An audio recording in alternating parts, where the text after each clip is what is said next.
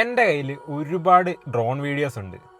അതൊക്കെ ഓരോന്നോരോന്നായിട്ട് കാണിക്കുന്ന വീഡിയോ സീരീസിൻ്റെ ഫസ്റ്റ് വീഡിയോ ആണിത്.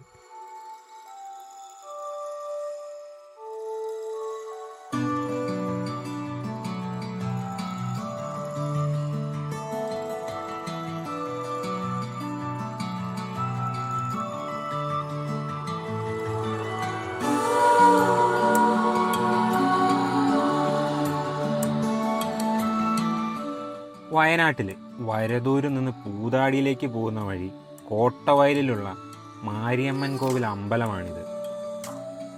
കണ്ണെത്താ ദൂരത്തോളം പടർന്നു കിടക്കുന്ന നെൽപ്പാടം, അതിൻ്റെ നടുക്കൊരമ്പലം.